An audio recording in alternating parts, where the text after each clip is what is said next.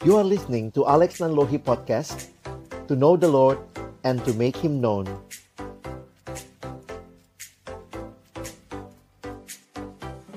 Mari kita berdoa sebelum kita membaca merenungkan firman-Nya. Kami datang kepadamu ya Tuhan, Allah yang hidup, Allah yang berkenan juga memanggil kami menjadi rekan sekerjamu di kampus, di tempat kami melayani. Tuhan, sekali lagi terima kasih untuk anugerah-Mu yang Kau nyatakan di dalam kehidupan kami. Kami pun rindu terus diperlengkapi dengan berbagai pemahaman yang akan menolong kami untuk bersama-sama pada akhirnya boleh melayani dengan lebih baik lagi. Waktu ke depan ketika kami akan membuka firman-Mu, kami mohon bukalah juga hati kami.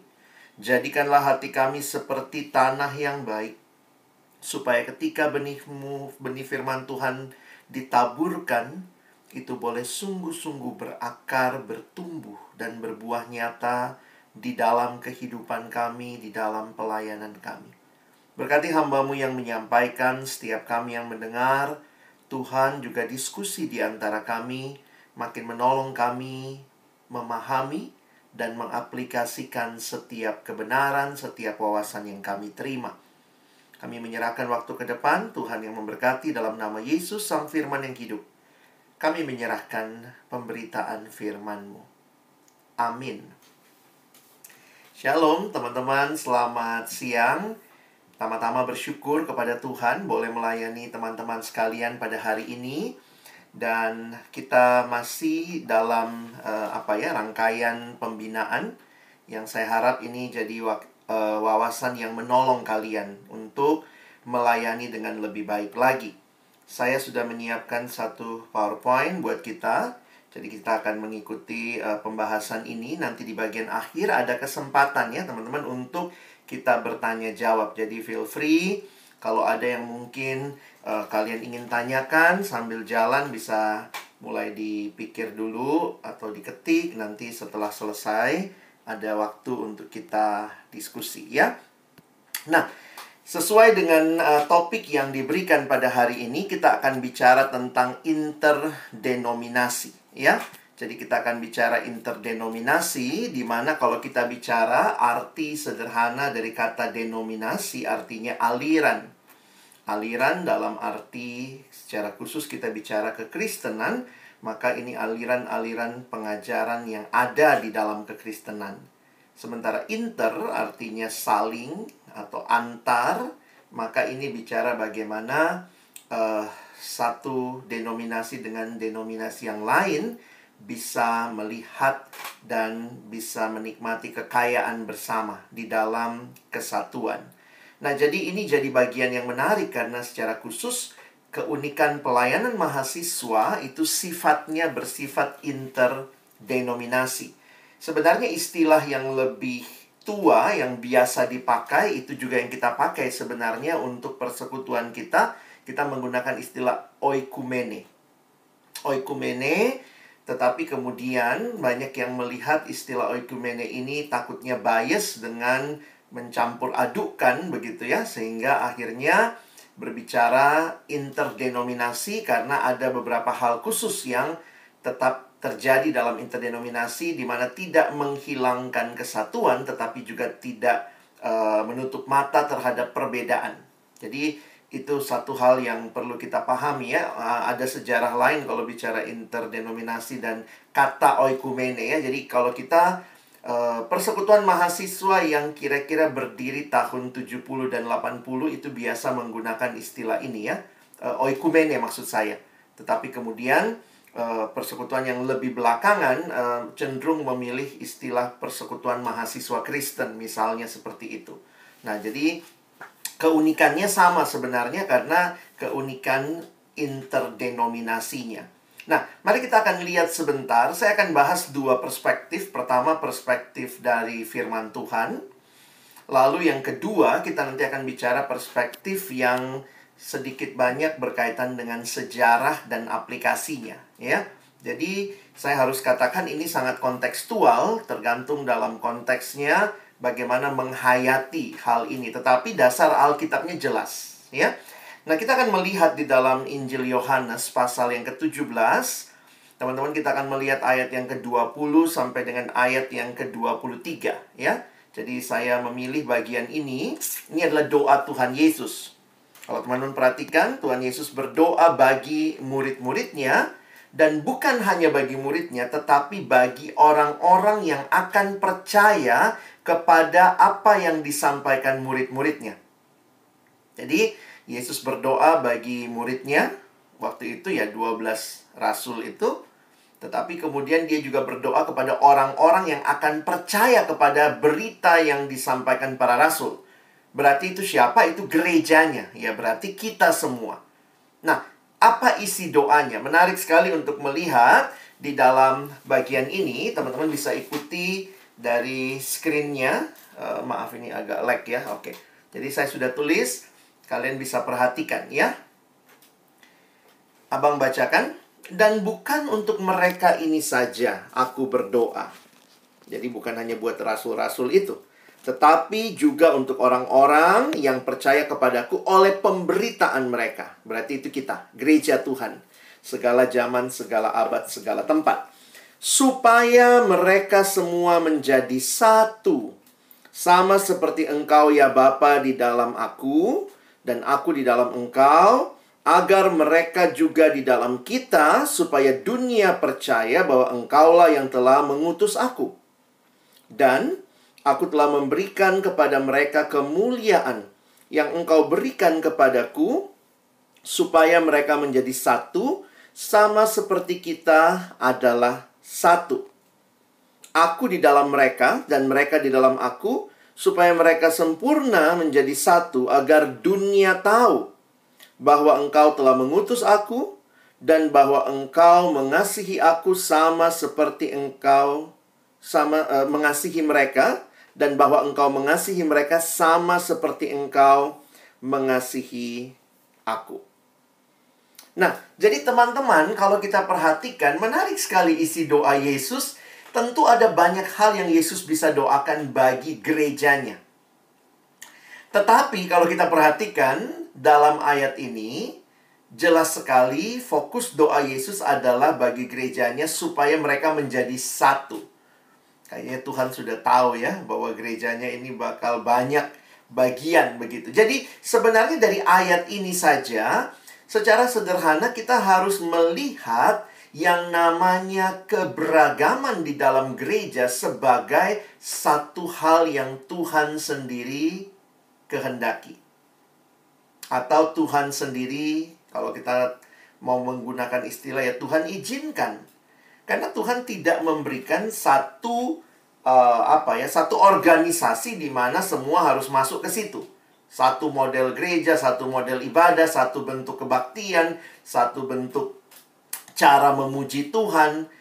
Jadi dari ayat ini saja sebenarnya kalau kita lihat Alkitab bicara dengan jelas tentang keberagaman. Dan keberagaman itu sebagai sesuatu yang kita lihat sebagai keindahan.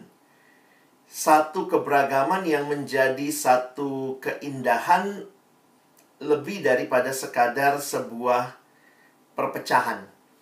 Memang dalam sejarah kita tahu bahwa dalam keberdosaan manusia yang egois, seringkali keberagaman ini jadi sesuatu yang meruncing dan kemudian akhirnya timbul perpecahan.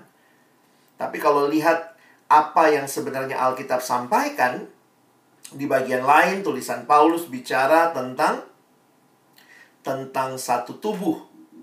Gambaran yang dipakai adalah setiap bagian punya bagiannya masing-masing. Jadi sebenarnya tidak, kalau saya makin baca Alkitab sih saya nggak menemukan ada bagian yang menyatakan kita harus seragam. Bukan. Dan itu menjadi hal yang menarik ya. Tuhan mendewasakan kita juga dengan keberagaman. Ya kita lihat aja lah, manusia pun Tuhan ciptakan beragam. Tidak semua satu model. Kalau semua modelnya sama kita bingung ini siapa ya. Yang mana Kak Abed, yang mana Kak Esther misalnya. Karena kalau sama ya. Jadi keberagaman itu adalah bagian signifikan mendasar dalam rencana Allah. Karena Allah menciptakan manusia itu segambar dan serupa dengan Dia, jangan lupa Allah kita adalah Allah Tritunggal. Itulah pujian yang kita naikkan tadi, Allah Tritunggal, Bapa, Anak, Roh Kudus. Itu pun sudah menyatakan pribadi Allah yang satu itu adalah Allah yang adalah tiga pribadi yang berbeda satu sama lain. Jadi kesatuan di dalam keberbedaan menjadi realita yang Tuhan nyatakan sebenarnya di dalam Alkitab bagi manusia. Dan itu bukan hanya dalam gereja. Lihatlah keluar ya, berbagai suku, berbagai ras ya, berbagai gambaran ini menunjukkan bahwa ya Tuhan senang ya tentunya dengan semua keberagaman itu, karena itu mencerminkan pribadi Allah Tritunggal. Tetapi memang yang menjadi masalah ketika manusia di dalam dosa, egois, melihat bahwa dirinya lah segala-galanya, sukunya lah segala-galanya, gerejanya lah segala-galanya, ajarannya lah segala-galanya. Ini kemudian menjadi sesuatu yang membuat kita terpecah satu sama lain. Karena itu menarik sekali doa Yesus ini ya untuk kita perhatikan. Dari begitu banyak hal yang mungkin Yesus doakan, Dia fokus mendoakan kesatuan orang percaya. Dan kesatuan ini, kalau teman-teman perhatikan ya, itu digambarkan di dalam kesatuan seperti kesatuan Yesus dengan Bapanya. Nah, jadi kalau teman-teman perhatikan, saya coba lanjut ya. Ya, ada ayat-ayat di Perjanjian Lama juga ya. Sungguh alangkah baiknya, indahnya, kita kadang nyanyi lagu itu, bila saudara semua hidup rukun bersama. Jadi, tidak menghilangkan keberagaman. Dan doa Yesus kan jelas tadi ya. Nah, supaya mereka menjadi satu. Nah, memang dalam menghayati ayat ini muncul banyak penafsiran ya. Misalnya ada yang berkata begini. Ini menjadi satunya satu apa? Perlukah kita satu organisasi? Nah, ya gitu ya. Kalau kita perlu satu organisasi, nah itu yang kemudian banyak yang melihat di situ justru tidak mencerminkan apa yang Alkitab sampaikan. Khususnya kalau kita lihat dari ayatnya kembali, bagaimana teman-teman menghayati kesatuan Yesus dan Bapa. Kesatuan Yesus dan Bapa, kita balik ke ayatnya lah ya, biar kita jelas ya.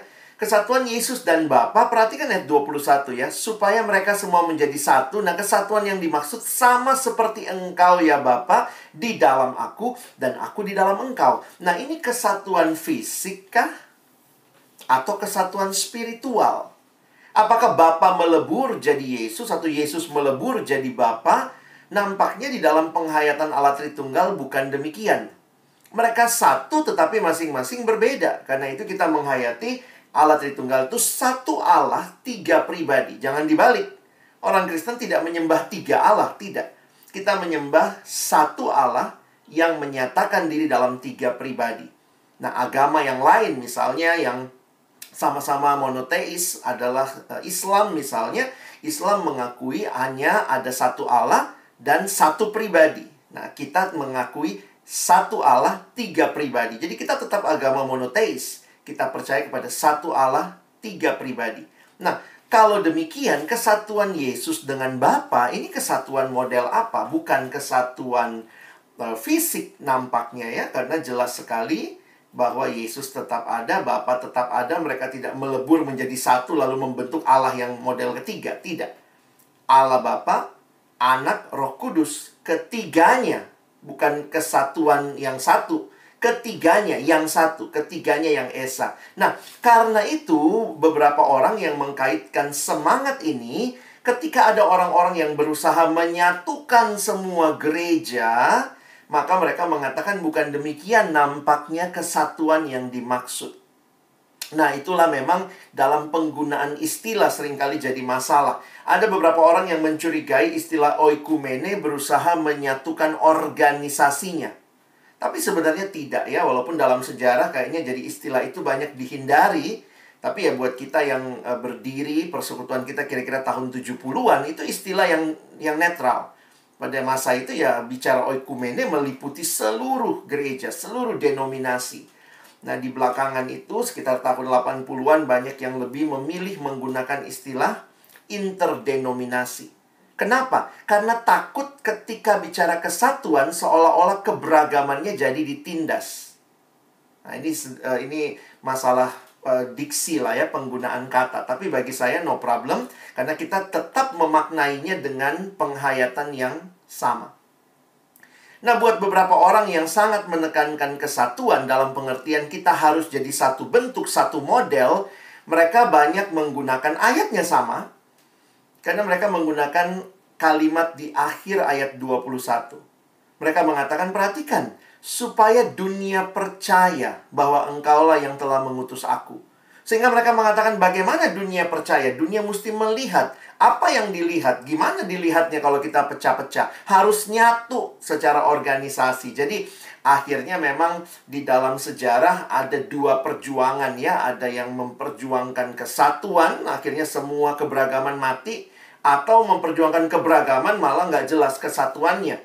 Padahal Yesus berkata supaya dunia percaya. Bagaimana percaya? Tentunya harus bisa melihat apa yang menjadi kesatuan itu. Nah, saya tidak mau memperpanjang diskusi debat dari ayat ini, tetapi sebenarnya kita tetap bisa melihat buat kita yang ada di negara Bhinneka Tunggal Ika, saya pikir nggak sulit lah menghayati ini ya. Bahwa ya, ini adalah apa yang juga Alkitab nyatakan tentang kesatuan. Kesatuan gereja Tuhan is not uniformity, bukan keseragaman. Kesatuan gereja Tuhan adalah keberagaman. So unity in diversity, not unity in uniformity. Bukan uniform. Jadi teman-teman, saya pikir ini jelaslah buat kita ya, orang percaya. Allah tidak menghendaki mereka terpecah, tapi Allah merindukan umatnya menjadi satu. Tetapi tetap saya meyakini kalau kita perhatikan bagaimana caranya Paulus misalnya di 1 Korintus 3, Paulus tidak menghilangkan ada kelompok-kelompok atau yang disebut golongan. Jadi Paulus bilang, kalau ada yang bilang dia golongan Paulus, dia golongan Kefas, dia golongan Apolos, berarti dari zamannya Paulus pun ada guru-guru, teladan-teladan, rasul ataupun pengajar yang menjadi role model, sehingga umat dalam iman mereka melihat kepada para rasul itu atau kepada para pengajar itu. Jadi tidak kemudian Paulus bilang bubarkan golongan Apolos, bubarkan golongan Kefas. Paulus tidak demikian, tapi Paulus melihat lebih dasar bahwa ada yang mengaku golongan ini, golongan itu, tapi kita punya fondasi yang sama, yaitu dibangun di atas dasar Kristus Yesus. Nah, jadi saya melihat kalau kalian jeli melihat Alkitab sih, keberagaman itu bukan ancaman seharusnya, ya, tetapi sebuah sesuatu yang harus kita celebrate. Kita harus rayakan sebagai sebuah bentuk keberagaman yang mencerminkan Allah kita yang adalah Allah Tritunggal. Kenapa akhirnya jadi rusak? Ya, itu masalahnya dosa. Jadi dosa membuat manusia tidak bisa melihat dengan tepat keberagaman. Jadi kalau kita perhatikan, itulah yang terjadi di dalam realita dunia yang sudah jatuh ke dalam dosa. Nah, sehingga kalau kita lihat sejarah, kita bisa menyadari ada berbagai aliran denominasi di dalam gereja. Dan itu bukan baru, teman-teman ya. Memang kalau kita lihat sepanjang sejarah, kalau kalian belajar sejarah gereja, skisma yang besar atau perpecahan besar dalam gereja itu dituliskan di dalam sejarah terjadi pada sekitar abad ke-10. Tapi saya melihat kalau balik lagi ke yang tadi Abang bilang di 1 Korintus pun, keberagaman itu sudah menjadi realita yang dilihat di dalam jemaat. Nah, jadi ini jadi pertanyaan biasanya buat kita ya, kalau kita memperhatikan, nah, lalu bagaimana cara menyikapinya dan segala macam. Nah, ini kita mesti belajar dengan tepat membahasakannya juga, ya. Nah, saya coba memberikan gambaran dulu, ya. Kalau kalian perhatikan, sepanjang sejarah ada dua macam gereja, ya. Ada gereja yang benar dan ada gereja yang sesat atau bidat. Ya, lihat istilahnya ya. Gereja yang benar dan gereja yang sesat atau yang disebut bidat. Nah, Jadi kalau kalian perhatikan, sebenarnya yang paling menjadi dasar membedakannya itu adalah pengakuan terhadap Allah Tritunggal. Jadi kalau kalian lihat sejarah gereja-gereja yang tidak mengakui Allah Tritunggal, atau dalam hal ini tidak menerima pengakuan iman rasuli. Kenapa pengakuan iman rasuli? Karena lihat, inti pengakuan iman rasuli adalah pengakuan akan Allah Tritunggal. Aku percaya kepada Allah, Bapa yang Maha Kuasa. Terus nanti aku percaya pada Yesus Kristus. Aku percaya kepada Roh Kudus. Nah, ini adalah inti pengakuan gereja. Sehingga ajaran-ajaran yang muncul memberi nama diri mereka juga gereja, tapi kemudian mereka tidak percaya pada Allah Tritunggal, itulah yang kita sebut bidat. Ya, bidat itu contohnya apa? Saksi Yehova, itu jelas bidat. Jadi dia menolak ajaran utama, Yesus itu bukan Allah. Yesus hanya manusia yang jadi Allah. Atau Yesus dikasih kekuatan super, makanya dia jadi Allah. Jadi Yesus bukan dari awalnya Allah. Karena itu kita menolak ajaran yang seperti ini. Ajaran sesat atau bidat. Jadi di dalam gereja sangat jelas. Ada bidat Christian Science, ada bidat Mormon, ada lagi bidat Children of God. Nah, itu semuanya bilangnya mereka gereja, pakai Alkitab sama kayak kita. Tapi ada juga yang Alkitabnya ditambah, ada yang Alkitabnya dikurangi, hanya terima bagian-bagian tertentu. Nah, itu mungkin kalian bisa pelajari di dalam sesi tentang ajaran sesat ya. Tapi kiranya ini menjadi warna buat kita ya. Jadi jangan buru-buru langsung bilang, ih dia sesat gitu ya. Lihat dulu, gereja dikatakan sesat ketika dia menolak pengakuan iman rasuli. Lalu bagaimana gereja yang benar? Ya tentunya yang menerima pengakuan iman rasuli. Jadi waktu kita bicara denominasi, kita tidak bicara yang sesat. Itu kita nggak bilang denominasi. Itu kita langsung bilang bidat ya. Mormon bukan denominasi dalam kekristenan. Itu ajaran sesat, itu bidat. Yehova bukan denominasi dalam kekristenan. Kita langsung bilang mereka bidat. Ya. Jadi ada yang nanya ya, apa bedanya bidat sama bodat? Ya, kalau bidat, ya kayak bodat lah ya. Bodat itu mirip kayak manusia, tapi bukan gitu. Hati-hati, jangan ketipu kau ya. Jangan kan kau lihat, 5 bang jarinya, 5 bang jarinya, ini udah pasti manusia. Tengok dulu kata orang Medan, perhatikan dulu ini bidat atau bodat gitu. Demikian juga bodat atau manusia ya.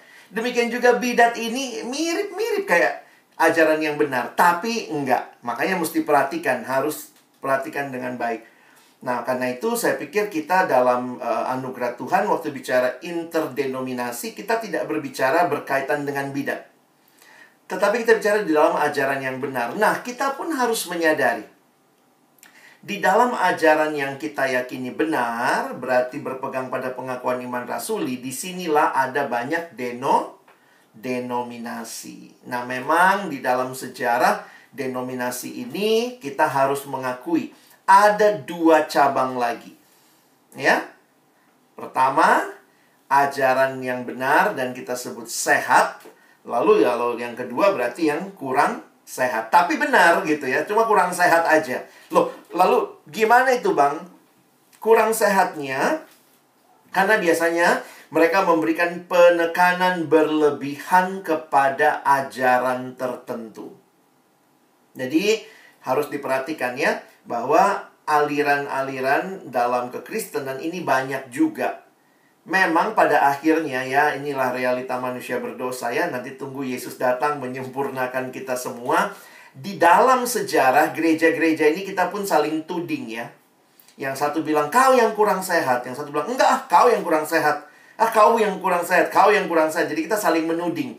Selalu merasa kita yang paling sehat. Nah, tentu kita harus sama-sama menguji ya. Jangan juga bilang, oh nggak ada gereja yang sehat kalau gitu. Nggak bisa. Kita pun harus bisa menguji, melihatnya dari dasar firman Tuhan. Jadi kalau dia terlalu memberi penekanan pada doktrin tertentu, nah hati-hati, itu bisa jadi kurang sehat. Apa-apa di gerejanya persembahan. Semua khotbahnya persembahan. Pokoknya fokusnya persembahan. Hidup itu cuma persembahan. Uang dikasih sama gereja. Sehingga nggak ada bicara kekudusan hidup. Jadi nggak peduli dia hidupnya kudus, hidup benar apa tidak. Tapi yang dipedulin hanya persembahan misalnya. Udah jelas itu gereja kurang sehat.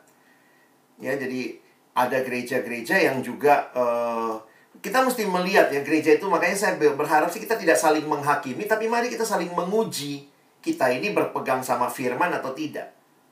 Ya, yang satu bilang kau banyak gerejamu kurang Roh Kudus. Yang satu bilangnya daripada kau kebanyakan begitu ya. Itu kadang-kadang jadi sedih gitu ya. Sama-sama gereja Tuhan tapi saling mencaci maki. Nah, kita belajar ya melihat interdenominasi, sebenarnya kita lagi berbicara di titik ajaran yang benar. Pegang pengakuan iman rasuli, tapi juga realitanya ada yang sehat, ada yang kurang sehat. Kalau sejarah denominasi, kira-kira bagaimana? Nah, sejarah denominasi, teman-teman bisa lihat bagan ini ya. Ini bagan sederhana dari gereja. Kalau kita perhatikan, sebenarnya gereja itu bersatu dari zaman Yesus. Dalam arti bersatu secara organisasi ya. Ini agak sedikit organisasi. Lalu pecahnya pertama kali itu abad ke-10 tahun 1054. Kalau kalian lihat sejarah, ini disebut sebagai The Great Schism. Skisma, perpecahan gereja yang besar.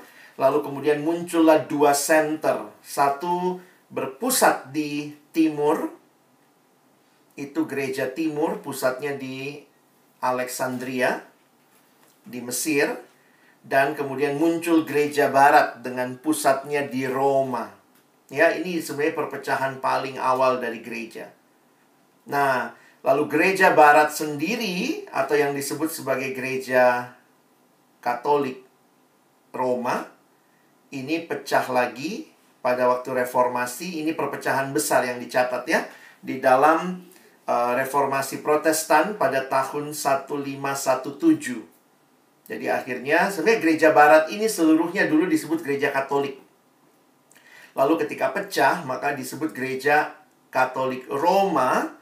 Dan yang pecahannya disebut sebagai gereja Protestan.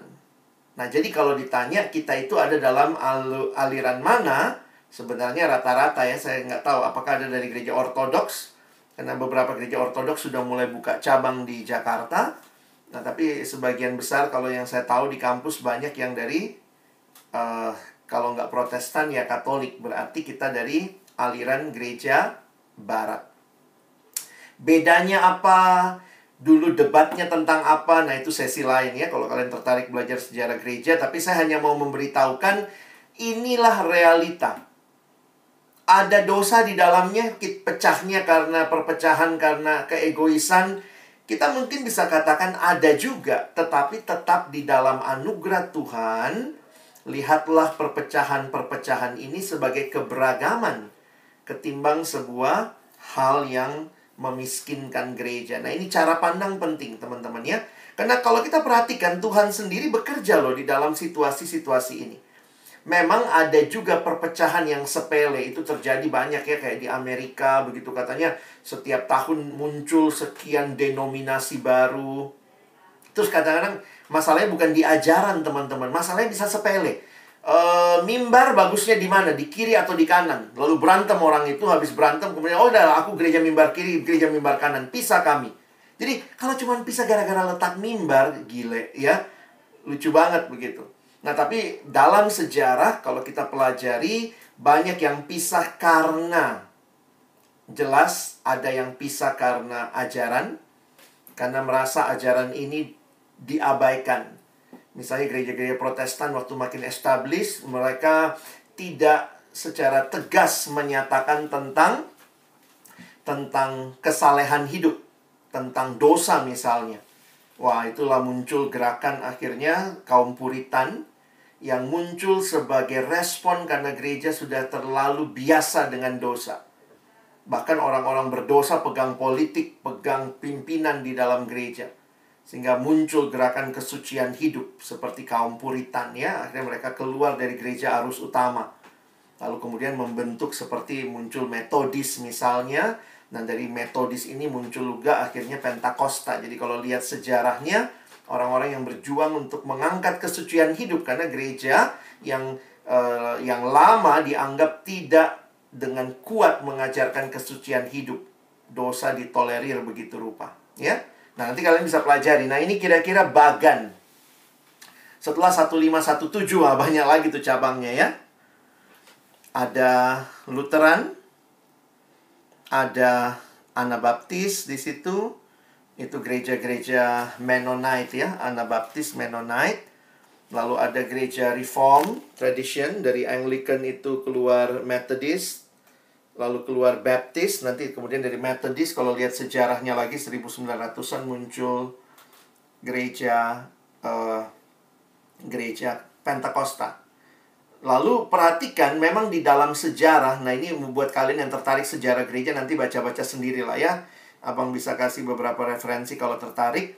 Nah, ada juga kalau kalian perhatikan di dalam gereja sebenarnya muncul awalnya itu bukan memaksudkan perpecahan. Sebenarnya kayak Martin Luther itu tidak memaksudkan perpecahan. Buktinya dia kan tempel dalilnya itu di pintu gereja. Pintu gereja itu, jangan kaget, kok tempelnya di pintu gereja, rusak-rusakin pintu ya. Waktu itu bulletin boardnya di sebuah desa, karena center hidup mereka adalah church, maka bulletin boardnya itu di pintu gereja. Jadi orang kalau mau lihat pengumuman apa di desa ya pergi ke gereja, lihat di pintunya. Nah, di pintu itu dia tempel ya. Nah, waktu dia tempel itu sebenarnya apa kerinduannya? Supaya gereja Katolik memurnikan diri kan. Jadi Luther itu nggak pada awalnya memang mari kita bentuk Protestan, mari kita bentuk. Enggak, Luther itu sedang, jangan karena kalian dengar kata nama Protestan, oh dasar tukang protes gitu ya. Banyak orang nggak ngerti juga istilah Protestan, bukan bicara protesnya, tetapi sebenarnya dari kata Protestanum. Kita peduli atau kita kembali kepada Testament, kembali kepada Bible. Makanya kan semboyannya sola scriptura, kembali kepada Alkitab, Protestanum. Nah, jadi kalau dengar cerita seperti ini, kita jadi sadar gitu ya, bahwa Luther itu tidak mau sebenarnya membuat gereja Protestan. Dia mau memurnikan gereja Katolik, dan dia adalah imam ya. Jangan lupa, Luther itu kan imam di gereja Katolik. Dan dia mencoba memurnikan, memberikan penjelasan. Beberapa kali dia dipanggil, ada hearing juga ya. Jadi waktu itu dilakukan hearing dengan dia dan segala macam. Tapi Luther tetap pada waktu itu cukup keras menentang Paus Leo. Paus Leo yang lagi butuh duit untuk membangun katedral. Karena itu dia jual surat indulgensia itu ya, penghapusan dosa, yang kalau dibeli katanya dosa dihapus begitu ya. Dan itu yang kemudian menjadi pergumulan Luther, dan akhirnya dia diasingkan dari gereja dan dia dikejar. Dalam pelariannya itulah dia dapat banyak simpati, dan akhirnya kemudian melihat bahwa karena Paus sudah mengeluarkan ini ya untuk menangkap Luther, dan akhirnya Luther kemudian ya bersama dengan simpatisannya itulah akhirnya membentuk gereja Protestan. Kira-kira begitu kan dalam sejarah. Nah, jadi kemudian kalau kita perhatikan, nah selalu muncul ingin memurnikan lagi karena melihat ini kok disepelekan, yang ini melihat ini kok diabaikan, dan itu muncul. Jadi teman-teman, kita nggak bisa tutup mata bahwa kita ada dalam sejarah di mana Tuhan memakai berbagai orang di segala waktu untuk membangun gerejanya, termasuk dengan realita adanya banyak denominasi, ya. Nah, apa yang menarik melihat perbedaan denominasi ini? Nah, ini Abang tuliskan beberapa hal ya. Dalam buku yang ditulis oleh Jeremiah Burroughs, dia bilang 10 great ideas from church history, ya. Jadi kita tidak bisa tutup mata, perbedaan-perbedaan doktrin tidak terelakkan. Sudah 2000-an tahun, ya. Nanti kalau kalian perhatikan, jadi itu bukan hal yang baru. Nah, yang kedua, perbedaan doktrin dalam hal-hal sekunder adalah hal-hal yang tidak bisa diabaikan. Ya, jadi ini nggak bisa ya terjadinya seperti itu gitu ya. Nah, yang ketiga nih, lihat. Perbedaan tersebut bisa membawa manfaat. Jadi kalau kita mau belajar, orang Kristen bisa dikuatkan dengan give and take untuk mendiskusikan, mendoakan, merenungkan hal-hal yang tidak mereka sepakati. Jadi sebenarnya ini lucu ya, bukan lucu ya, menarik lah. Kita tuh sepakat dalam hal-hal yang esensi. Alkitab firman Tuhan, Allah Tritunggal, Yesus Juru Selamat. Tapi dalam hal-hal yang lain, nah ini kita mesti lihat tergantung sejarahnya juga ya. Nah, ini yang seringkali jadi pergumulan. Kita lihat lagi. Saya nggak kutip semuanya. Yang keempat, tidak ada satu struktur organisasi tunggal yang bisa mewakili gereja Kristus. Jadi kalau kita bilang ini, yang mana yang gereja Tuhan? Gereja Ortodoks kah? Gereja Roma Katolik kah? Atau gereja Pentakosta kah? Atau gereja Lutheran kah? Atau gereja Calvinis kah? Reform kah? Baptis kah? Kita nggak bisa bilang, oh cuman saya yang gereja Tuhan, yang lain tuh tiru-tiru gitu. Nggak bisa ya. Dalam realitanya, inti dari sektarianisme, ya, merasa diri adalah yang sendiri adalah kecenderungan untuk menyamakan gereja yang benar dengan salah satu organisasi gereja atau gereja saya. Cuma gereja saya yang paling benar. Gereja saya paling mirip sama Alkitab. Nah, bilang dulu Alkitab yang bagian mana? Karena begini, di dalam Alkitab sendiri, khususnya untuk beberapa hal itu kelihatan perbedaan-perbedaan yang Tuhan izinkan. Saya kasih contoh. Kayak misalnya ya, kepemimpinan gereja. Alkitab sebenarnya menarik ya, tidak memberikan kepada kita, Yesus apalagi, Yesus nggak bicara kepemimpinan gereja terlalu banyak. Karena gereja secara bentuk persekutuannya baru muncul di Kisah Rasul. Yesus sudah naik ke surga. Ya, makanya banyak juga yang nanya, Yesus sebenarnya pengen bikin gereja nggak sih? Ya, kita lihat dalam sejarah terjadi kan gereja kan. Nah, lalu kemudian siapa yang mimpin gereja? Kalau kalian pelajari Kisah Rasul, itu ternyata di Kisah Rasul tuh macam-macam tuh yang pimpin gereja. Unik juga, ada tim Yerusalem, para rasul. Lalu Petrus yang soko gurunya. Tapi kemudian ada gereja-gereja juga yang dipimpin oleh para penatua dan diaken. Lalu kemudian ada juga gereja yang dipimpin oleh tanda kutip jemaat. Nah, jadi yang mana yang Alkitabiah? Tiga-tiganya ada di Alkitab. Nah, jadi kadang-kadang kalau kita berantem untuk hal-hal yang seperti itu, yang memang Alkitab sendiri pun memberi kebebasan untuk kita melihat yang mana yang paling sesuai dengan konteks di mana kamu ada, begitu ya. Makanya kita melihat ada gereja-gereja yang pemimpinnya itu adalah itu gereja episkopal ya. Episkopal misalnya yang dipimpin oleh satu orang seperti tokoh paus misalnya.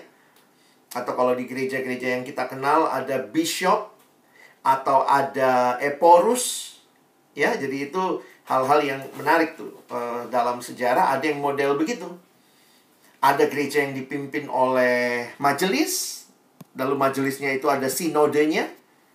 Nah, jadi itu semua bentuk-bentuk yang kita bisa perhatikan dan pelajari itu ada di dalam sejarah. Yang mana yang paling Alkitabiah? Yang nggak bisa bilang paling Alkitabiah, tiga-tiganya ada di Alkitab. Ya.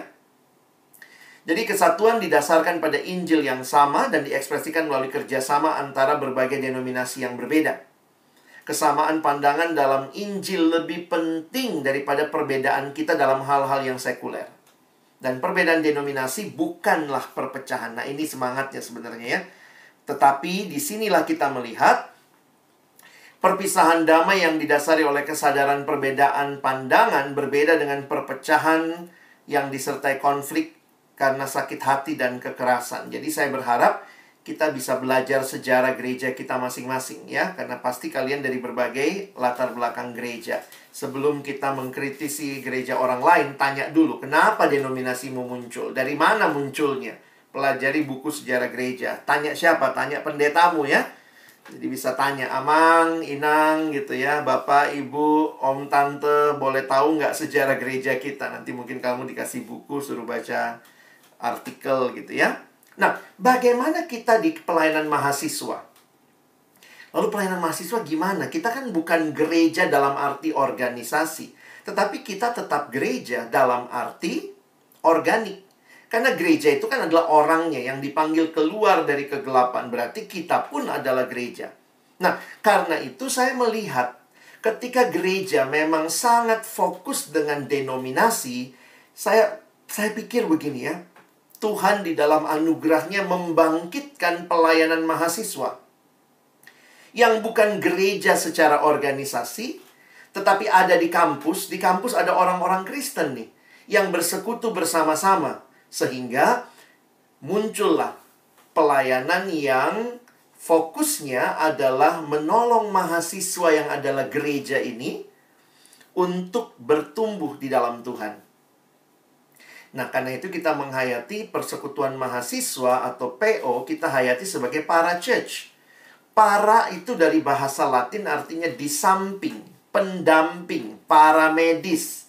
Ya, paramedis bukan dokter ya. Dokter itu medisnya ya, tapi paramedis ya, di samping dokter, di samping petugas.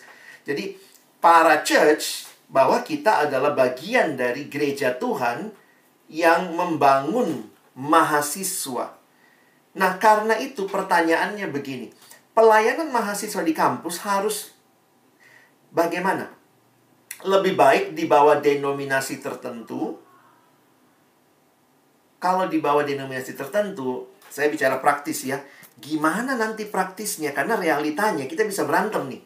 Misalnya masuklah HKBP masuk kampus. Jadi nanti ada persekutuan mahasiswa HKBP, GPIB masuk, persekutuan mahasiswa GPIB, masuk lagi persekutuan mahasiswa Pentakosta, masuk lagi persekutuan mahasiswa Baptis, persekutuan. Jadi masuklah semua begitu ya. Kalau kampus mahasiswa di bawah sebuah denominasi, sebenarnya secara praktis saja lah. Ini pikiran praktis ya. Hari Jumat, mau ada berapa PJ? Mau buka berapa kelas? 7 kelas, 8 kelas. Kalau semua gereja buka di kampus, bayangkan pinjam satu ruangan aja repot. Gimana kalau kita mesti pinjam 10 ruangan? Kenapa? Ada 10 denominasi. Jadi saya harus katakan begini. Untuk konteks kita, saya bicara kita karena begini. Di negara lain mungkin itu bisa. Kalau kalian pergi ke luar negeri, kalian bisa lihat di kampus itu ada persekutuan mahasiswa Baptis, persekutuan mahasiswa Reform, persekutuan mahasiswa. Tapi jangan lupa, sebagian besar daerah-daerah yang menerapkan sistem itu karena mereka mayoritas. Jadi bayangkan kalau mayoritas di kampus dengan semua keberagaman itu, ya banyak-banyak aja yang datang mahasiswa Baptis, 50 orang mahasiswa Reform, 200 orang mahasiswa Lutheran, bisa sampai misalnya 300 orang. Tapi buat kita yang jelas-jelas secara jumlah, ya saya bicara jumlah ya, bukan kualitas. Secara jumlah kita minoritas, maka saya melihat, ya, makanya saya sangat terbuka dalam hal interdenominasi, bahwa bentuk yang paling pas untuk konteks kita, khususnya di UI, kampus yang juga saya besar, saya melayani, itu bentuk interdenominasi. Jadi, interdenominasi merupakan tanah yang subur untuk pelayanan mahasiswa, tanah yang gembur. Jadi, karena itu interdenominasi, kita merindukan hadirnya mahasiswa yang menyadari dan menghargai keberagaman yang ada dalam PO. Dan menjaga dan memperjuangkan kesatuan ini. Nah, bagaimana ini terjadi, teman-teman? Jangan mimpi dulu. Jemaat ngalamin, kalian pengurus harus ngerti. Kalian pengurus harus meyakini. Pengurus PKK, nah makanya kita dibina lagi, diingatkan lagi. Bukannya kita, ya saya sadar betul ya, banyak banget loh gereja mau masuk kampus. Tapi menarik ya, kalau kita bicara PO, kita adalah sebuah keluarga. Keluarga kita terdiri dari banyak denominasi. Jadi itu jauh lebih sehat ketimbang semua denominasi ada di kampus, dan kemudian kita nggak punya kesatuan. Nanti kalau ditanya, kamu anak hukum ya? Iya, ikut persekutuan ya? Iya, aku persekutuan Baptis hukum. Aku persekutuan yang reform hukum. Aku persekutuan. Jadi loyalitasmu adalah kepada denominasimu. Karena itu akan otomatis seperti itu. Tetapi kita langsung bilang, saya anak POFH. Karena loyalitas kita kepada persekutuan Fakultas Hukum. Ya. Nah, kalau ini udah kalian mengerti, sebenarnya selanjutnya dari slide saya, slide abang sebenarnya cuman ini ya. Ini hal-hal praktisnya bagaimana ya. Waktu saya tersisa, jadi ini praktis-praktisnya seperti apa. Jadi tujuan pelayanan mahasiswa kita harus lihat ya. Kalau kita memilih pelayanan mahasiswa bentuknya interdenominasi, ya ini memang terbatas ya. Teman-teman nanti akan kembali ke gerejamu. Kita nggak bisa bilang seumur hidup kamu di kampus ya. Tapi dalam waktu di kampus, maka perjuangkan interdenominasi supaya waktumu yang terbatas itu, kan pelayanan mahasiswa itu temporer. Ya, terbatas. Jadi, teman-teman, saya melihat terbatas waktunya, orangnya secara jumlah minoritas, maka mari kita perjuangkan interdenominasi. Karena itu adalah tanah yang subur. Nah, bagaimana wujudnya interdenominasi dalam PO? Yaitu semangat untuk menjalin kesatuan di antara orang percaya yang berbeda denominasi. PO yang interdenominasi tidak menganut suatu doktrin yang sepenuhnya milik ajaran suatu gereja. Namun tidak berarti PO tidak memiliki doktrin sama sekali. Lalu dari mana dasarnya?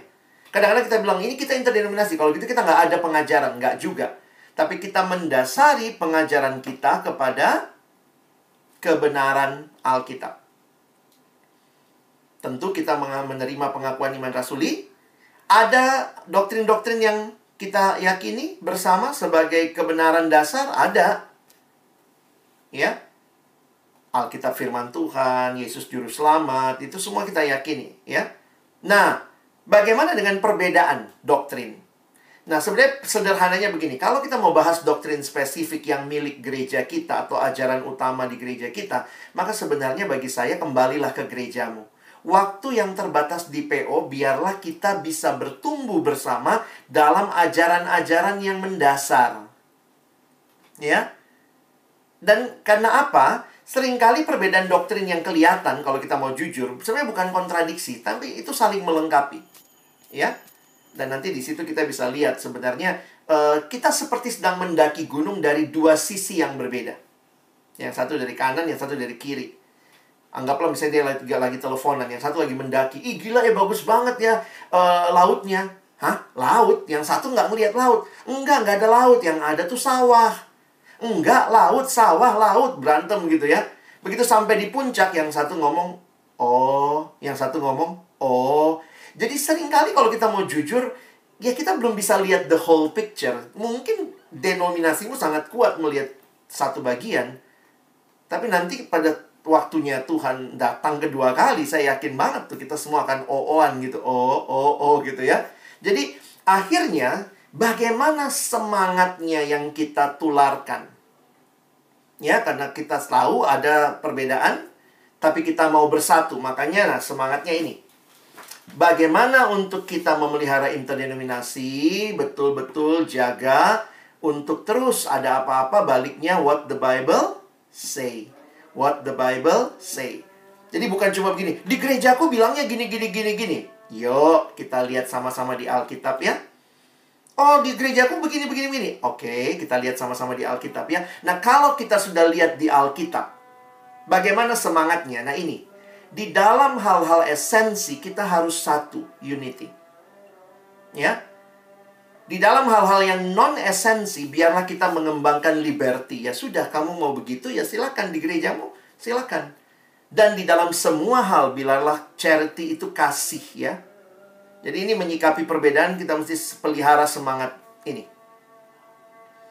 In essentials, unity.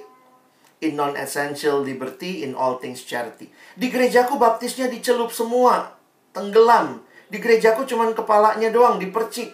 Di gerejaku anak kecil yang dibaptis. Di gerejaku orang gede yang dibaptis. Kita harus mengatakan itu wilayah-wilayah liberty. Silakan di gerejamu. Yang esensi apa? Dibaptis. Kenapa ya? Dibaptis itu esensi utamanya bukan banyaknya air. Baptisan itu disebut sah karena banyaknya air. Ada lagi yang sekarang, baptisan itu baru sah kalau pergi ke Yerusalem. Dibaptis di Sungai Yordan kayak Yesus. Waduh, tambah bikin pusing lagi. Itu semua hal-hal yang kita bebas. Itu non-esensi. Yang jelas adalah dibaptis sah karena dalam nama Bapa, Anak, dan Roh Kudus. Jadi makanya tema-tema PJ, tema PO kan bukan pentingnya baptisan selam, pentingnya baptisan percik. Bukan, itu tidak kita bahas. Kita membahas hal-hal yang bicara esensi ya. Jadi hati-hati, yang bicara semua agama sama itu jadi sifatnya pluralis. Sementara juga ada yang sektarian, hanya gereja saya yang memiliki kebenaran ya. 2 slide terakhir. Bagaimana memelihara interdenominasi? Kita harus punya pemahaman, khususnya kita yang melayani. Karena kalau jemaat tanya, teman-teman mesti jawab ya. Ingat, kita bukan gereja dalam arti organisasi. Jadi, PO tidak melakukan baptisan, tidak melakukan pemberkatan nikah gitu ya. Jangan sampai PO bikin pembaptisan atau apa, kita nggak melakukan itu. Itu gereja. Kita para church, perpanjangan tangan gereja. Karena itu sebenarnya PO yang sehat tidak membuat orang, misalnya kalau pengurusnya semua dari gereja HKBP, oh ayo pindah HKBP. Kalau nggak mau pindah HKBP, jangan datang PO. Nggak bisa begitu ya. Kalau orang mau pindah gereja, biarlah dia karena kesadaran dan ada pergumulan yang pribadi, bukan sesuatu yang dipromosikan di PO. Pindahlah gerejamu sesat, masuk gereja. Kalau sesat oke lah ya, pindah karena itu bidat. Tapi kalau cuman perbedaan ajaran lalu kita suruh orang pindah, saya pikir mari bimbing orang menemukan kebenaran, balik ke Alkitab. Sesudah itu nanti silakan dia bersikap. Nah, lalu jadi nggak boleh juga menganggap ibadah rutin PO itu untuk mengganti ibadah minggu. Saya nggak mau kebaktian minggu lagi, Mak. Hah, mamanya kaget. Kenapa? Saya udah kebaktian Jumat kemarin. Loh, beda, Nak. Nggak sama kok. Ada lagunya, ada pembicaraannya, ada musiknya, ada persembahannya pula gitu ya. Nggak bisa. Kita tetap meyakini kita hadir sebagai para church mendukung gereja. Kalau kalian setelah selesai dibina di PO, seumur hidupmu di mana? Balik ke gereja gitu ya. Jadi tetap kita perpanjangan tangan gereja untuk mendukung gereja. Jadi kesimpulannya, PO ini hadir di kampus sebagai wadah interdenominasi, bukan hanya untuk dirinya sendiri, tapi untuk mendukung gereja Tuhan. Yang kedua, PO sebagai alat pemersatu jemaat, gereja di kampus, perlu ditingkatkan. Kenapa ya? Masih ada aja yang merasa kayaknya saya bukan bagian, atau kalau saya ke sana semua harus jadi seperti saya. Dan terakhir, keterlibatan kita di dalam PO dapat memupuk semangat oikumene yang berguna bagi masa depan gereja. Maksudnya apa? Saya membayangkan gini ya. Anggaplah 10-15 tahun lagi kalian semua berkarya di gerejamu, jadi sintua, jadi majelis, jadi mungkin orang-orang penting di gerejamu. Ketika mau undang kerjasama antar gereja, nggak susah lagi kan? Aku diundang sama itu. Itu temanku di PO, ya. Jadi jangan cuma kalian lihat sekarang, tapi ini berguna bagi masa depan gereja. Karena saya harus katakan ya, dengan jujur, doa Yesus masih terus jadi doa yang sedang kita usahakan juga ya. Tapi di tengah-tengah gereja sibuk dengan denominasinya masing-masing, saya tetap bersyukur. Kenapa? Doa Yesus terjawab dengan sederhana di PO-PO di kampus. Benar ya? Gereja mungkin kita masih susah terima gereja lain, denominasi lain. Tapi di PO, kesatuan yang Yesus doakan tadi jadi kenyataan. Pengurusnya nggak satu denominasi, dari berbagai denominasi. Bentuk ibadahnya pun interdenominasi, tidak hanya pakai lagu dari satu gereja. Ini semua sebenarnya adalah masa depan dari apa yang Yesus doakan. Jadi ketika engkau melayani di kampus, saya pikir inilah gambaran. Di surga nanti, surga lebih mirip gereja atau kampus ya. Lebih mirip PO sih menurut saya ya. Karena di surga nanti nggak ada baris. HKBP baris sini, HKBP ya. Kau GPIB sini ya. GKI sana. Ya, kau gerejamu kecil, agak belakang kalian ya. Enggak. Saya melihat di surga nanti dalam kesaksian Alkitab berkumpul semua orang dari segala suku, kaum, dan bahasa. Menunjukkan keberagamannya nggak hilang. Tapi mereka berkumpul bersatu memuji Allah. Dan saya bersyukur. Abang sudah 22 tahun melayani di pelayanan mahasiswa. Saya melihat ketika gereja masih gagal untuk menjawab doa Yesus. Saya bersyukur Tuhan bangkitkan pelayanan mahasiswa, pelayanan siswa yang sedang berjuang menggenapkan doa Yesus. Kiranya Tuhan menolong kita. Amin. Silakan. Kalau ada yang mungkin mau bertanya, Abang persilakan. Oke, makasih Bang. Teman-teman, sebelum kita ke pertanyaan di Slido, sebenarnya ada 3 pertanyaan. Teman-teman mungkin ada yang ingin bertanya secara langsung, atau mungkin udah nulis pertanyaan di Slido tapi mau nanya langsung gitu. Adakah yang mau open mic dan bertanya? Yang pertama, bagaimana seharusnya sikap kita terhadap saudara kita yang Katolik, karena selama ini dipandang seperti terpisah atau rival, walau menyembah Tuhan yang sama. Langsung jawab atau? Iya Bang, boleh langsung jawab. Ini memang pergumulan yang tidak mudah karena kita berada pada tempat yang sama. Cuma masalahnya memang legalitas. Jadi kalau kalian lihat sejarahnya UI, kenapa kita namanya PO juga? Sebenarnya PO kita ini dulu termasuk teman-teman yang Katolik. Tapi kemudian dalam perjalanan waktu, karena ada perbedaan tradisi dan diyakini sebagai sesuatu yang tidak bisa disamakan, maka yang Katolik bikin sendiri, jadi ada KUKSA juga. Jadi memang secara lembaga terpisah. Jadi kita juga gimana ya kalau bicara gimana ya meyakininya ya? Apakah yang Katolik juga jadi target yang kita ajak datang PJ, datang PO? Karena memang saya lihat juga di beberapa kali kesempatan teman-teman yang KUKSA tidak selamanya punya kegiatan Jumat. Nah, secara praktis saja ya, karena saya ada di masa yang kita belum terlalu terpisah. Zaman saya, kalau kalian kenal Bang Niko Daci itu dulu ketua POUI. Bang Niko Katolik. Kalian kenal Kak Vivi dari MIPA, Kak Vivi Katolik. Jadi, dan Kak Vivi sampai sekarang Katolik ya. Kalau Bang Niko setelah menikah, mereka memilih pindah ke gereja GKI. Tapi ya kayak Kak Vivi sampai hari ini masih Katolik, ke gereja Katolik begitu ya.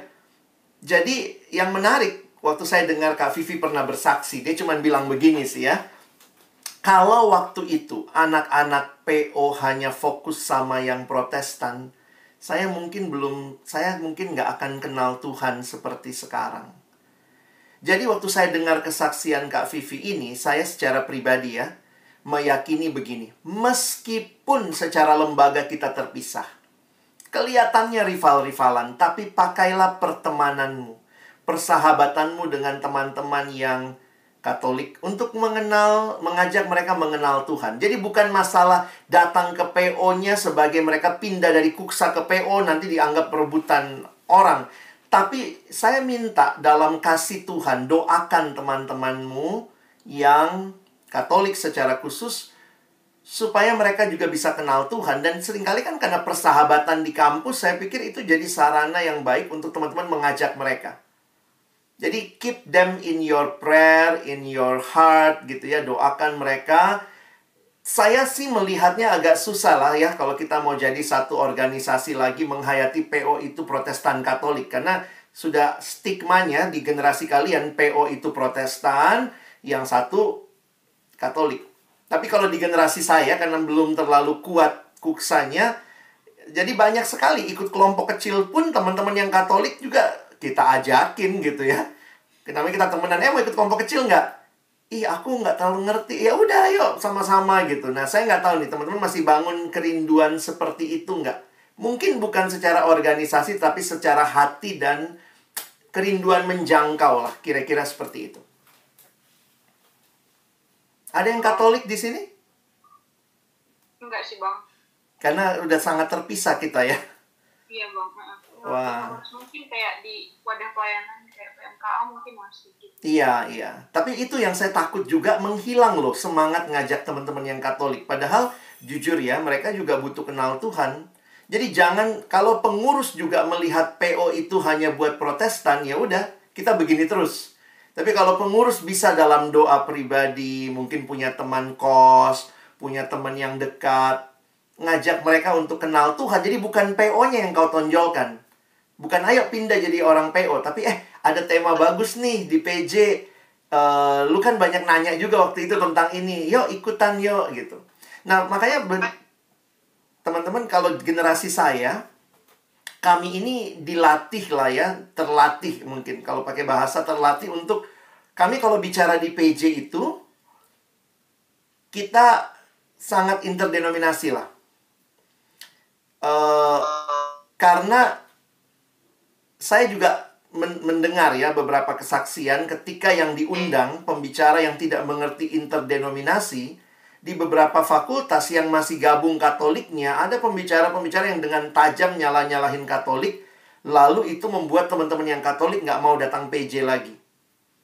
Jadi saya juga, saya pikir itu salah satu dampak ya buat kita yang besar di pelayanan mahasiswa. Banyak pembicara gereja bagus, tapi saya harus katakan, kenapa PO lebih banyak mengundang bukan pembicara gereja yang bagus? Dalam arti apa? Kita melihat, kita fokus kepada orang-orang yang juga ngerti semangat interdenominasi. Karena begitu kamu undang orang yang hanya tahu denominasinya, bahkan kita sering saling menyakiti loh. Protestan sama Pentakosta, sama Advent, sama teman-teman yang mungkin karismatik. Jadi kadang-kadang saya harus katakan, kenapa di persekutuan kita sangat menjaga interdenominasi, termasuk pemilihan pembicara. Karena kita bukan cuma sekadar mau orang menggunakan mimbar untuk nyala-nyalahin denominasi yang lain. Karena semangat kita adalah cari orang-orang yang mau mengajak semua kembali lihat Alkitab. Nah, kira-kira begitu. Oke, terima kasih Bang. Ya. Aku lanjut ke pertanyaan kedua ya Bang. Pertanyaan kedua, bagaimana kami sebagai pengurus dan PKK-PO menghadapi persekutuan-persekutuan lainnya yang ada di kampus yang membawa denominasi tertentu? Iya, ini pertanyaan bagus banget ya. Tapi juga pertanyaan yang mungkin paling sulit dalam sejarah untuk kita semua bisa responi. Kenapa saya katakan sulit? Karena begini. Beberapa kali juga saya melihat teman-teman ada yang play safe. Jadi kayaknya kalau play safe semua diterima. Kenapa? Kalau saya baik, ya saya mesti terima semua. Nah, saya juga melihat sikap itu belum tentu tepat. Jadi jujur aja kalau dalam pengalaman, saya katakan begini ya, teman-teman silakan cerna, silakan gumulkan lagi. Teman-teman adalah gembala di kampus. Jadi, siapa yang boleh masuk dan nggak boleh masuk, itu kalian pintunya. Karena kalian gembala di kampus. Buat teman-teman yang jadi gembala, miliki hati yang mengasihi dombamu, sehingga kamu tahu bagaimana bersikap kepada berbagai pengajaran yang ada. Saya meyakininya begini ya, ini keyakinan pribadi saya dalam pengalaman pelayanan di kampus di UI 20-an tahun ini. Biarlah PO jadi tempat rumah pembinaan kita dalam segala keterbatasan dan kelemahannya. Jadi, dengan demikian, kalau PO jadi tempatnya, maka teman-teman bisa dengan tegas mengatakan kepada ajaran atau denominasi yang berusaha masuk ke kampus untuk bilang tidak. Tidak dalam arti apa? Silakan mereka boleh bergerak di luar kampus, tetapi di kampus biarlah tetap PO jadi rumahnya mahasiswa. Nah, ini sulit memang kadang-kadang karena kita merasa, nanti saya nolak Tuhan. Tuhan bekerja juga lewat orang itu. Saya melihat ini bukan masalah Tuhan bekerja atau tidak. Saya bicara masalah keteraturan pelayanan dan etika pelayanan. Jadi, dalam kaitan itu, Abang sangat mengatakan begini. Sebaiknya persekutuan-persekutuan yang mengatasnamakan denominasi itu sebaiknya di luar kampus. Jadi kalau ada di kampus, teman-teman sebenarnya sebagai gembala harusnya bilang, please, ini bagian kami. Tapi Bang, kami nggak semuanya bisa lakukan. Kalau kalian melihat tidak semua kalian bisa lakukan, maka kalian membuka kesempatan mereka bantu, itu oke. Tapi sekali lagi, mereka bantu. Jadi kalian tetap yang bertanggung jawab terhadap domba-domba yang ada di kampus. Karena saya takutnya begini, begitu buka celah satu masuk, nanti yang lain bilang gini, kenapa kami nggak boleh masuk? Dia boleh. Lalu nanti semua mau masuk. Dan ingat, ketika denominasi masuk tanpa sadar, gereja itu kan denominasi ya. Nah, nanti tiap orang meninggikan denominasinya malah jadi blunder. Saya melihat untuk jangka panjang sebaiknya teman-teman sebagai gembala punya keputusan yang yang tepat lah di hadapan Tuhan. Mungkin begitu kali ya prinsipnya dulu ya. Kalau sejarah saya bisa kasih beberapa contoh, tapi ya balik lagi ya. Beberapa fakultas dulu itu di bawah gereja tertentu atau di bawah alumni yang berasal dari gereja tertentu. Nah, itu di UI itu ya cukup panjang lah perjalanan kita sampai kepada interdenominasi. Jadi buat kami yang tahu sejarah kadang-kadang, aduh jangan sampai balik kayak dulu deh gitu ya. Ada yang dulu misalnya pengurus harus bisa bahasa roh gitu. Aduh, itu kok jadi denominasi tertentu ya. Padahal itu di tingkat ya pernah nggak sampai kejadian, tapi poinnya adalah ada satu persekutuan seperti itu mau masuk ke kampus kita. Tapi bersyukur teman-teman yang ada di fakultas itu dengan tegas langsung bilang tidak. Ada PKK juga yang dari aliran itu langsung dikontrol di bawah. Makanya jangan mengajak anaknya datang ke, jadi jangan memprovokasi anaknya untuk pindah gereja. Kira-kira seperti itu. Mungkin begitu kali, Ter.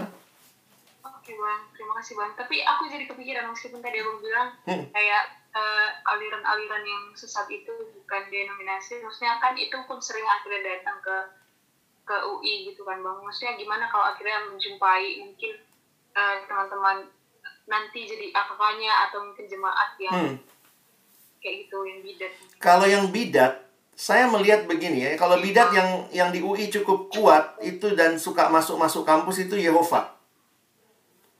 Ya, Yehova tuh sering ada di kober, di kos-kosan gitu ya. Saya pikir sebagai gembala, kalian perlu juga loh buat anak baru langsung kasih pengumuman.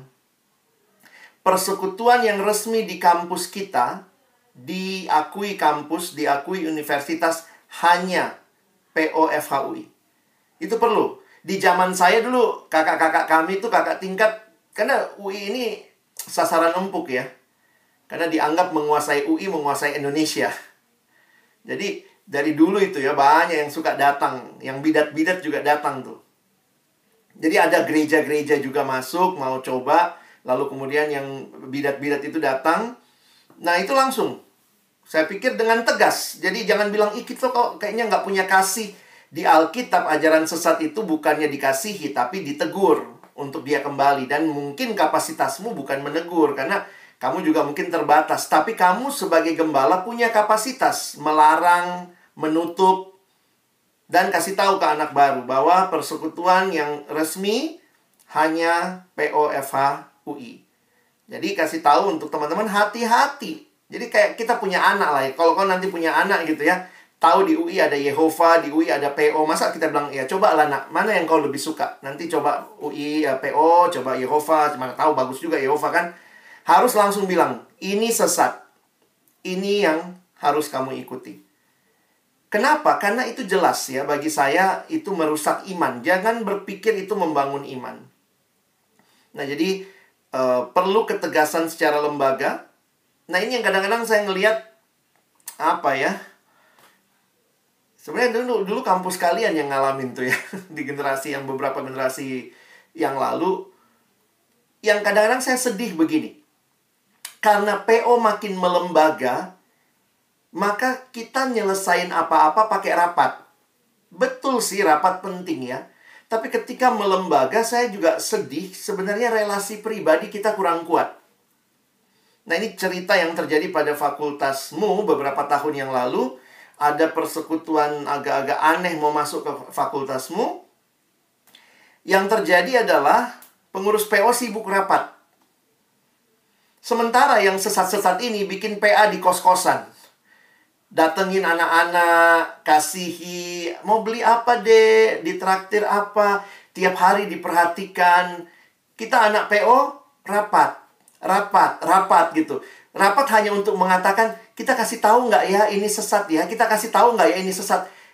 Waktu itu kan saya juga, ya saya kan bukan orang, saya bukan mahasiswa. Saya sebagai alumni cuma bilang, Dek, tegas.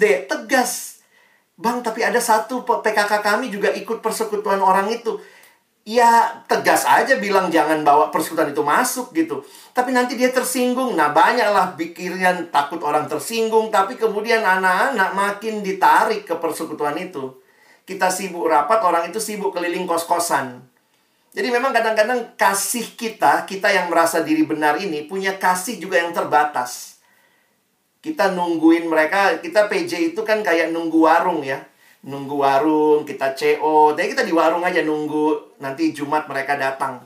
Orang itu datang ke kos-kosan orang mahasiswa kita. PA dia sama orang itu di situ. Jadi kadang-kadang kalau ditanya, mana yang lebih mereka yakini sebagai kakak yang baik? Yang CO berjam-jam, lalu nunggu di PJ, atau yang memang datang ke kos-kosan mereka gitu ya. Nah itu yang saya bilang waktu itu, jangan-jangan persekutuan kita karena terlalu rigid, akhirnya kurang lagi kasihnya. Jadi begitu ada pengajaran sesat, kita pun meresponinya pakai rapat, pakai apa, tapi sebenarnya kita merangkul nggak jemaat. Nah itu juga jadi perenungan kita kali ya. Mungkin begitu kali. Ini tambahan aja. Kalau ada yang mendaftar ikut kelompok kecil dari aliran-aliran yang sesat ya, jangan dikelompokkan bersama dengan mereka yang lain. Tegas saja. Kalau mau mereka dikelompokkan khusus. Itu terjadi di psikologi waktu itu. Ada satu anak saksi Yehova. Terus dia bilang, ya saya mau ikut. Biasalah, kalau mau ikut masa kita tolak kan? Mana tahu dia bisa jadi benar. Tapi dimasukkanlah gabung sama orang anak-anak lain. Nah yang menarik, pemimpin kelompok kecil, teman-teman mesti ngerti ya, beberapa ajaran-ajaran yang bidat ini, saya mau bilang bodat lagi ya, itu mereka tuh mentraining orang untuk debat Alkitab. Jadi PKK-nya juga PKK baru, nggak terlalu kuasai Alkitab. Anak ini kuasai banget Alkitab. Jadi dia debat di kelompok, lalu PKK-nya ini jadi kayak tersudut. Akhirnya teman-teman yang lain yang nggak tahu apa-apa jadi ngelihat, ih, bener juga ajaran temanku ini ya. PKK-ku aja nggak bisa jawab. Jadi saya sangat mengatakan kalau begitu jangan berani pegang dulu. Kasihlah sama yang lebih senior dan biarlah dia dikelompokkan khusus. Karena kalau dia sama yang lain, saya takut cenderung mengacaukan. Karena dia memang di training. Khususnya Yehova itu di training buat debat. Jadi jangan merasa, tapi kita mesti layani dia. Mungkin ada orang lain yang Tuhan bisa pakai kalau kalian punya kemampuan yang terbatas. Mungkin itu nasihatnya kali deh. Oke Bang, terima kasih Bang. Ada satu pertanyaan terakhir mungkin Bang. Yep. Bisa tanya jawab. Mengapa ada hal esensi dan non-esensi? Siapa yang menentukan dan apa saja batasan-batasannya? Baik. Kembali kita melihat gereja itu punya dua hal yang menarik di dalam sejarahnya. Pertama, kita punya Alkitab. Itulah firman Tuhan yang menjadi pedoman kita. Tapi yang kedua, kita juga punya yang namanya tradisi gereja. Nah, jadi di dalam sejarah, antara firman dan tradisi itu punya koneksi yang kuat. Nah, sehingga kalau kita perhatikan, banyak kali yang tadi Abang bilang ya, perhatikan bahwa Alkitab pun sebenarnya dalam beberapa hal memberikan kebebasan. Misalnya ada yang bilang, baptisan itu harus diselam. Yesus buktinya diselam. Tapi kemudian ada yang bilang enggak, dipercik. Lalu kemudian kita berantem lah masalah bahasa misalnya. Bahasanya sebenarnya kan ada dua bahasa.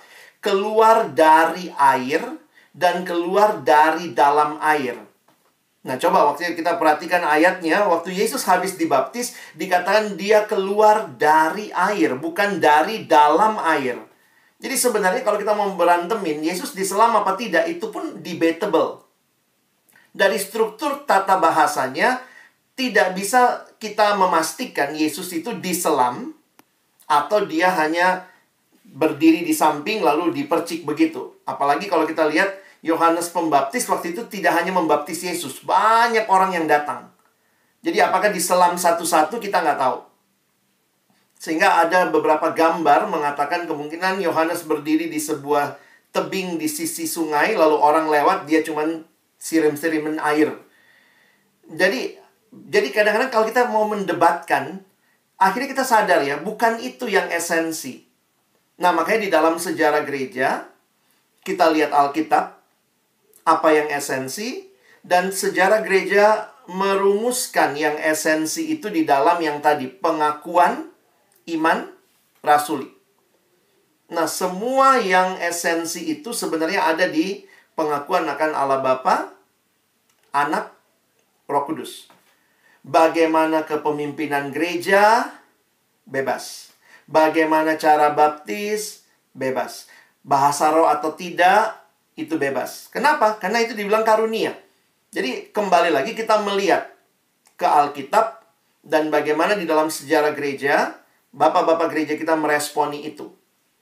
Jadi memang tidak ada batasan khusus gimana-gimana banget, tapi paling tidak buat kita sekarang, kita bisa melihat itu sebagai kekayaan keberagaman. Jadi kita bisa tanya, kenapa kau dibaptisnya percik ya?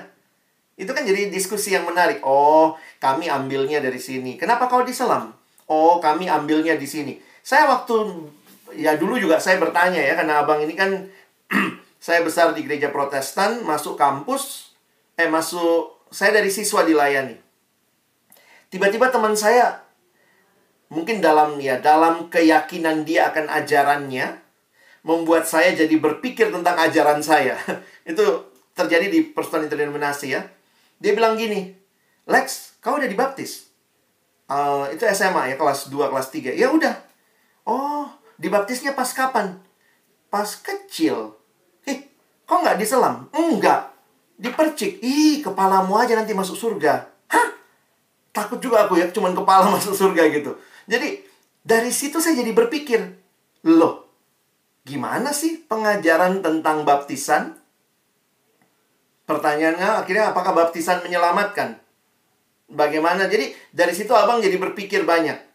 Jadi belajar lagi ajaran sendiri dan akhirnya bisa merespon dengan baik. Dan waktu saya PA-kan, nah ini kalau secara sederhana singkatnya begini. Gereja-gereja yang menggunakan baptisan dengan perlambangan mati dan bangkit, itu beda dengan gereja-gereja yang menggunakan baptisan dengan perlambangan sunat. Jadi memang menarik. Nggak apple to apple kalau dibandingin. Nah ini kalau kalian mau belajar sejarah gereja, contohnya gini.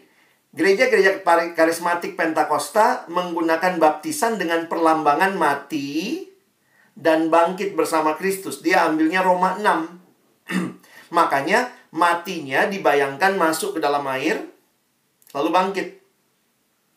Nah, gereja Protestan ternyata nggak mengambil perlambangan itu untuk baptisan. Dia mengambilnya dari tradisi disunat. Di Alkitab, dua-duanya ada ayat pendukung.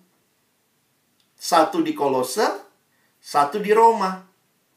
Yang jelas adalah dibaptis. Perlambangan baptisannya beda. Di kitab Kolose, disunat dia bilangnya. Sunat itu anaknya waktu masih kecil. Karena orang Yahudi disunat umur 8 hari. Jadi, baptisan sebagai perlambangan sunat bagi gereja Protestan itu adalah ikatan perjanjian. Itulah anugerah. Sebelum anak itu bisa merespon, orang tuanya sudah membawa dan mengikatkan tanda perjanjian itu, yaitu dibaptis. Makanya pada waktu dibaptis, orang tua ditanya 3 hal. Kau bersedia membesarkan anakmu di dalam Tuhan? Ya. Yang kedua, kau bersedia menjauhkan anakmu dari segala bentuk kuasa kegelapan? Ya. Yang ketiga, pada waktunya membimbing dia untuk mengakui imannya di hadapan jemaat. Itulah marguru dulu baru sidi kau kan? Nah, waktu sidi itu anak itu mengakui. Tapi sebelum dia bisa mengaku, orang tuanya yang mengaku dulu. Bukan berarti orang tuanya nanggung dosanya. Itu kadang-kadang orang salah ngerti. Oh, masih tanggung. Tapi lihat gambarannya. Sunatnya itu adalah gambaran baptisan. Makanya masih kecil pun boleh dibaptis buat gereja Protestan. Dia belum bisa mengaku percaya. Kenapa dibaptis? Boleh kok. Orang pun belum pernah mengaku disunat. Karena diharapkan orang tuanya akan membesarkan anak itu dalam Tuhan. Gereja karismatik, Pentakosta mengambil lambangnya yang lain. Mereka ambil Matius 28 misalnya. Pergilah, jadikanlah semua bangsa muridku, dan baptislah mereka. Nah, gereja Pentakosta melihat ini adalah urutan. Pergi, jadikan murid dulu, baru boleh baptis. Makanya mereka tidak terima baptisan anak-anak. Kalau kecil, jangan dibaptis. Diserahkan aja. Nanti kalau dia besar, bisa ngaku, baru dibaptis. Yang satu ambilnya, karena baptis dewasa, ambillah Roma 6. Mati dan bangkit. Makanya dicelup masuk ke dalam air dan bangkit. Yang satu dibaptis sebagai tanda disunat. Sunat itu kan nggak semua kulitnya dipotong. Nggak seluruh alat kelaminnya dipotong kan? Sedikit aja dipotong. Makanya dipercik aja. Nggak usah dimasukkan semua air. Kira-kira begitu. Jadi kadang-kadang lucu ya. Kita berantemin selam percik. Kalian ngerti nggak perlambangan apa yang lagi dilambangkan? Nah, jadi kalau kita habiskan waktu 3 tahun pelayanan di kampus berantemin soal itu, padahal orang masuk surga bukan masalah dibaptis ya. Tapi masalah dia percaya Yesus. Masih ingat penjahat di sebelah Yesus? Yesus bilang apa? Hari ini juga kau bersama aku di Firdaus. Tuhan Yesus nggak bilang, hari ini juga. Turun, baptis kau dulu. Nggak masuk surga nanti kau baptis. Enggak. Dia percaya pada Yesus, hari ini juga kau bersama aku. Jadi Yesus nggak suruh baptis ya. Atau mungkin karena keringat ya, Yesus keringat. Oh, aku baptis kau. Tuh, gitu ya. Kena yang sebelahnya gitu ya. Enggak. Jadi akhirnya kita menyadari gitu. Orang selamat bukan karena dibaptis, tapi karena percaya Yesus. Tapi orang yang percaya Yesus, kalau ada kesempatan harus dibaptis. Jadi kalau kita berantemin baptisannya, wasting time. Lalu bilang baptisan saya yang paling sah. Kalau abang cuma leher, kepalanya aja nanti masuk surga. Lucu aja kita habisin waktu untuk hal-hal yang sebenarnya tidak tepat. Nah, jadi kira-kira hayati ya, semua ada di Alkitab. Kalau kalian mau balik ke Alkitab, itu jadi tempat yang menarik untuk kita belajar. Mungkin begitu. Thank you. Mari kita berdoa. Tuhan, pemahaman kami terbatas, tapi sungguh Engkau tidak terbatas. Tolong kami pada akhirnya boleh melihat kembali kepada firman-Mu, supaya kami pun boleh dengan tepat meresponi apa yang terjadi dengan keberagaman kami. Terima kasih untuk keberagaman yang Tuhan karuniakan. Dan tolong kami menghidupinya, membangunnya secara khusus di pelayanan mahasiswa di kampus kami. Hamba berdoa bagi adik-adikku, pengurus, dan juga pemimpin kelompok kecil. Kiranya kami memahami apa artinya interdenominasi, memperjuangkannya di dalam pelayanan kami. Dalam nama Tuhan Yesus, kami bersyukur, kami berdoa. Amin.